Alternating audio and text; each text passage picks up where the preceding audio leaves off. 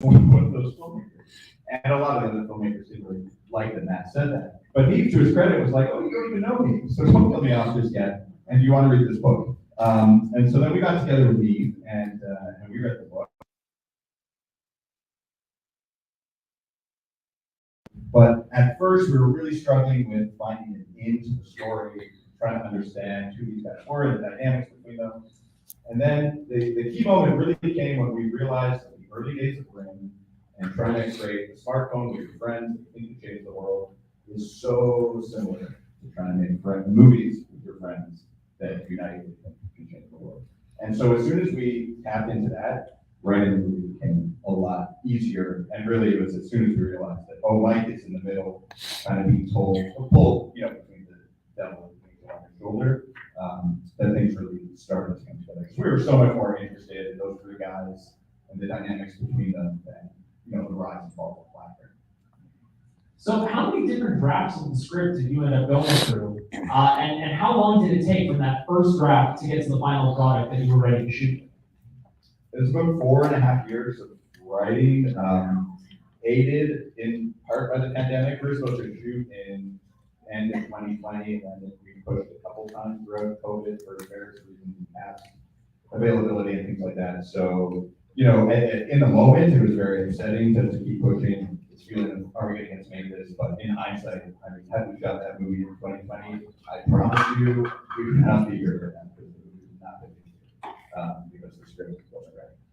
So that blessing of time you got, what were some of the revisions from when you thought you were ready to shoot to when you actually were? What were some of the key differences in the story to the final product we saw today? It's a totally fair question. A couple of years ago, there used to be a very long sequence. We didn't shoot it; it was cut prior to that. Kind of in the middle of the film, in and around September 11th, because one of the big breaks for BlackBerry as a company was 9/11. Because when all the cell towers went down, people were still communicating to their BlackBerries.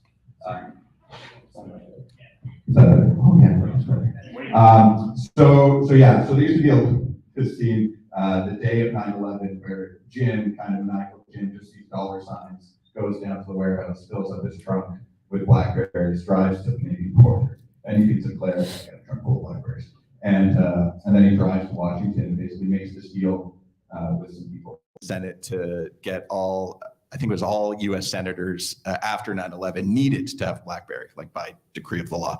And that was something Jim set up. So anyways, but it's one of these things that when you read the script 100 times, because you have the time to, it was gumming up the works and really slowing things down right in the middle of the film. So, I mean, that's the first thing that came to mind as a pretty significant change. It was probably 15-minute little Washington. Mr. Balsley goes to Washington. Now, do you remember your first time getting to see the final cut of the movie? What was your first impression when you saw BlackBerry? Well, I mean, we finished the movie on February 12th of this year, and it premiered in Berlin on February 17th. So I really... Only 5 days? Yeah, like the DCP was still wet, as they say. And I really didn't see it totally finished until the world premiere in Berlin, which was, one of the best nights of my life. It was crazy. It was a 2,000 seat like movie palace. And, we were expecting a lot of this, Germans. And, I know a lot of Germans, and when they think something's funny, they go like this. This is funny, right? But there were a lot of happy Germans that There time. were a lot of laughs. It was quite raucous and loud. And it was just about like over 50 people who worked on the film. All traveled over there. And yeah, it was just really special. We were in competition there, and Canadian films don't get to do that all the time. So it was just a special night. And I remember thinking that night, I've been doing this for like 20 years. You make things and you try your best, and then you watch it, and there's always this feeling of disappointment because it's never as good as it is in your head, right? And this was the first time I watched something that I'd been a part of making where I'm like, I don't know how we did that. Like, it was better than I thought it was going to be while we were making it. And I've never had that experience before. And then, again, this is my opinion. Maybe you didn't like the movie, and that's okay. And you're entitled to your opinion. But after 20 years, what's that impression like and that feeling you have when you see something translated from your page to the screen and there's the magic of, oh, wow, how did that come together? What does that magic feel like to you? Well, the thing about magic, Tyler, is you cannot describe it, right? Filmmaking is a lot like magic, specifically film editing. And we like magic quite a lot, actually. But it's just a very special feeling. We work really closely with our friends and collaborators. And so getting to do this and coming up the ranks together and getting literally on the world stage like that, it was just very special.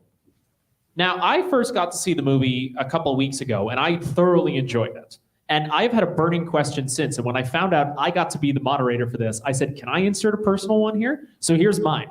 One of my other favorite tech-based movies is the Steve Jobs pick that came out in 2015. And I not really the Ashton Kutcher one. No, the one with Michael Fassbender and Kate Winslet in their Oscar-nominated turns. And in that film, there's a 3-act structure where the 2-hour movie is broken up into 3 chunks of about 40 minutes each about a different period of time in Apple's history. And it's a really effective way to tell the story. And I saw BlackBerry, and it's a 2-hour movie where there's 3 chunks of about 40 minutes, each about a different period in time of BlackBerry's history. Was there any sort of connection between these, or if not, what was your inspiration to use the 3-act time-based structure to tell the story of Research in Motion? Well, if you're going to steal, you steal from the best. So you could do worse than Aaron Sorkin and Danny Boyle. Obviously, it's funny too. The Steve Jobs movie that he's talking about also opens with black and white archival footage of Arthur C. Clarke talking about the future. And so we stole that also. Thank you for telling everybody, Tyler. The real answer to this question is that in November, the movie is being cut up into a 3-part miniseries that will air on CBC. And that was part of how we were able to finance this film entirely out of Canada, was we made it as a film, and we also made it as a 3-part miniseries. And so, so Matt and I were tasked with writing something that could be 2 things, and that was very hard. Writing something to be 1 thing is already, as we discussed, very hard. So this became sort of a natural fix to that. It's like, oh, what if each episode of the series is kind of a different era of the company? Also, that 9/11 story I told is kind of a good example, because the other thing that happens when you're dramatizing stuff is, what's crazy? My train of thought is gone. It just left. I did have a point to make. You had asked the question. Three episodes, 3 miniseries. You were talking about the cut 9/11 story. Yeah, I lost it. But it was really, the CBC thing was huge part of this. And so we knew that we needed to be able to deliver on that and segmenting it like this. I remember what I was going to say. Biopics are really hard, right? We think the good ones are really specific, like telling the diapers to deathbed biopic is really challenging. And so I think of a movie like Lincoln, Spielberg's Lincoln, written by Tony Kushner, which I don't think is a great movie. But what I like about that, who's seen Lincoln? Any Lincoln stands? Okay, not bad. What I like about that movie is it's 3 weeks in the life of Abraham Lincoln, right? It's not, 25 years about Abraham Lincoln. Or about a specific episode in Lincoln's life telling us something about him. That's right. Not every event in Lincoln's life telling us nothing about him. And John Ford made a great movie called Young Mr. Lincoln in 1939, I think. And so if you want to know about the young Lincoln, you can go watch that movie. Do a Lincoln double bill, guys. Coming to OFFA 2024. We'll see you there, guys. Now I think it's time for us to open up the floor to some questions from all of you. If any of you have a question you'd like to ask, just put up your hand. We will call on you, and we'll say it back in the microphone so everybody can hear it. Yes, hello. Great movie. I loved it. Thank you. My kids used to joke that they had to pull my BlackBerry from my cold dead hands because it took a lot for me to switch to first Android and then Apple. That's okay. I did that with my dad. Was the CEO really that much of a dictator? Because I knew him, I recognized him because I'd seen him in the paper, but I didn't know that about him. Was the CEO of Research in Motion really that much of a dictator? Look, legally, we can't, there's a card at the beginning of the movie that says, what's it say? It uses the term fictionalization, right? And so the lawyers made us put that word in there to protect us, right? Is everything that happened there true? Did he really do and say all those things? No. But, the term we always use with our counsel was what's the kernel of truth here, right? So you can't we couldn't have him do insane things that were so out of character that anybody who knew him would say he would never do that. Do you know what I mean? And so again, it's a huge review process that happens at the script stage, and then again at rough cuts, and we don't like this delivery, it's too harsh, do you have a different take? Like, we work very collaboratively with our lawyers. And so, and that now, having made the film, I have had the pleasure of meeting Jim on a few occasions, and he has been nothing but warm and encouraging, and like just a real, class act. And, he's been a very good sport. He's like, oh, this is a celebrity roast, or, so, I mean, that was not our intention, but if that's going to help, Jim grapple with this, then great. And we haven't heard from Mike and Doug. They haven't seen the film. They've been invited to screenings, but they just haven't engaged, which didn't surprise us given, the research we've done and their nature and just what we know about them. But yeah, but the best data we had about Jim and his behavior had more to do with the NHL and his attempts to buy into the NHL, which is incredibly well documented. And also it seemed to us that sports journalists just weren't used to a guy like Jim Balsley. So the way they covered it and wrote about it, especially in our country, was just very unique. And that gave us a lot of great kernels, like the NHL did vote 26-0 to keep Jim Balsley out, citing his poor character. Right? Wow. So when you have that in Maclean's magazine and you can show it to your lawyers and say, well, you've got such poor characters, 26-0, get away with a lot, right? So did that answer the question? Yeah. Okay. Anyone else? Hi, way in the back in the ball cap. Yes, yellow ball cap. Hello. Thank you. Just wanted to say, really, really love the film. I've been waiting for this one for a while. It was awesome. But how do you find balancing, it's a biopic, you're talking about, you mentioned how it's fictionized and whatnot. Obviously, of course, it's film. Where's the balance do you find, especially with a film like this, when you're taking things that are kind of based on reality and things that you want to implement yourself as the writer? Where's the balance for you? How do you balance between the elements of the biopic that are in reality and the things you want to put in as a screenwriter? Great question. It's hard because in some ways adapting something based on true events or real people sort of handcuffs you a little bit because you don't have all you can't do anything, right? Like I said, the lawyers wouldn't let us do just anything. And, we wouldn't want to misrepresent these guys in such a way that, they would be so upset with us, or we're suggesting that they're evil or that they did terrible things or anything like that. But, again, we had ambitions of our own when making the film. When I was talking about this sort of connection between the early days of RIM and the early days of us as filmmakers and starting our company and making stuff with our friends and like drawing those parallels, like we probably, over-invested on that because we cared about that and we thought that we understood that, right? Whereas, it wasn't quite like that at the original. We've also had the pleasure of meeting a lot of the early engineers. We screened the film out in Waterloo for about 400 former RIM employees about 3 weeks ago. It was kind of like a big reunion for them. They had people travel from all over North America to come to the screen and stuff. And, they're like, well, you got a bunch of the details wrong, but the spirit right.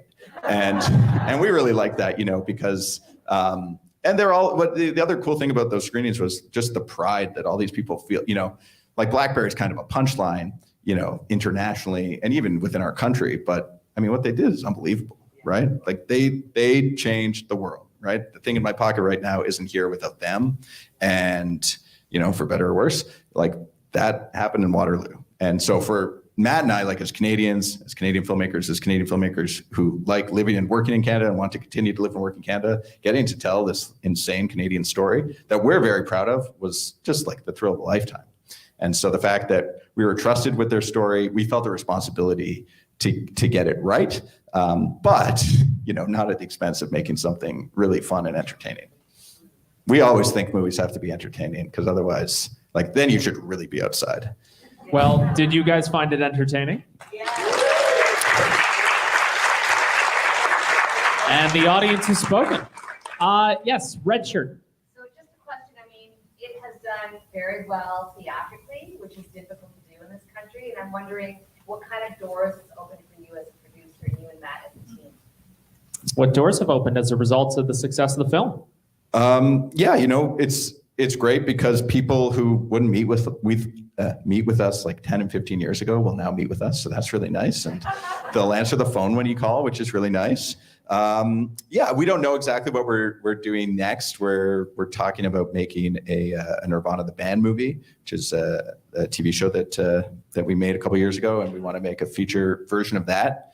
And yeah, we'll see what opportunities open up, but we definitely feel like we're in a slightly different place than we were 6 months ago.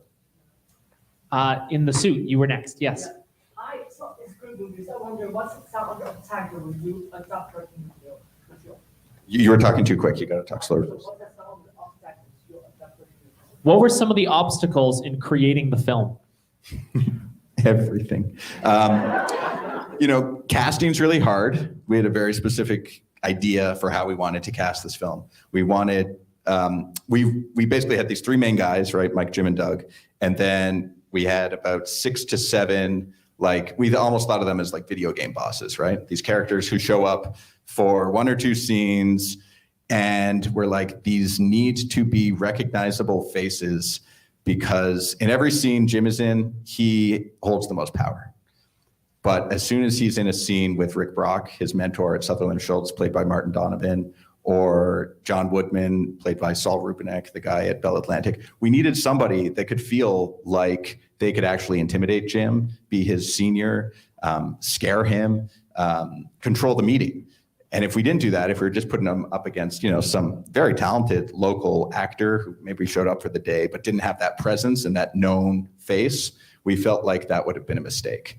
And so, but again, to Ingrid's question that she just asked, when we made this movie, we hadn't made this movie yet. So we hadn't made any movies with cast ever.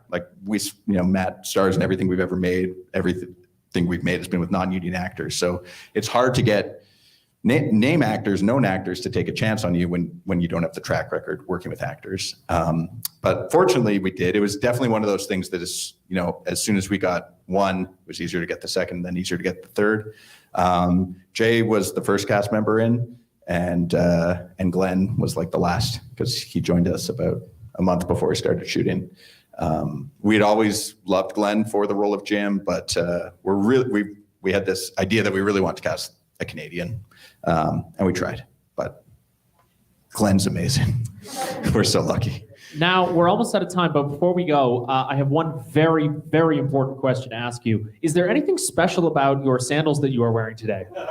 This is, Tyler, it's almost like we were talking outside. These were, what? That can't be. These were worn by Rich Summer in BlackBerry. It's authentic costume shoes, ladies and gentlemen. These are, I won't lie, these are 46 Birkenstock. I wear 44, but they were sitting there on the last day of production, and I thought, I bet I could fit my foot in there. So yes, my foot is right now where Rich Summer's sweaty foot once was. Well, ladies and gentlemen, please give another round of applause for Matt Miller. Thank you so much for coming out. It's so refreshing to see all of you here. We spend our whole lives trying to make movies in this country, and it's incredibly rewarding when people in this country come to see the movies we make. So thank you. Thank you as well, Matt, for joining us this evening and doing this very exclusive Q&A with us. We hope you enjoy not having to do any more of these Q&As. I like being here. So just a few reminders for all of you lovely people. If you would like to stay for our last movie in this screening room tonight, Notre Dame de Moncton is going to start in about 25 minutes.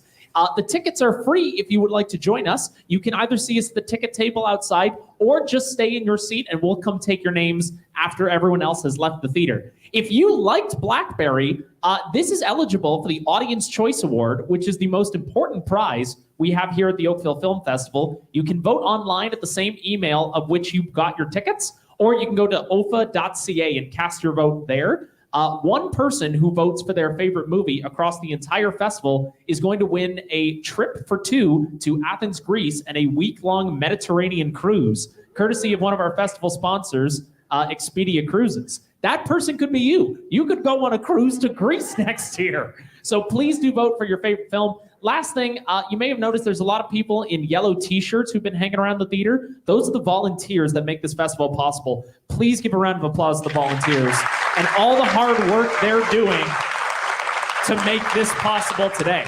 So with that, we hope you enjoy the rest of your night. Don't forget, we have lots of other events for OFFA both tonight and tomorrow here to end the festival. Thanks to all of our friends at home for joining us. My name is Tyler Collins. It has been my pleasure to be your co-host. Have a safe trip home tonight, everybody.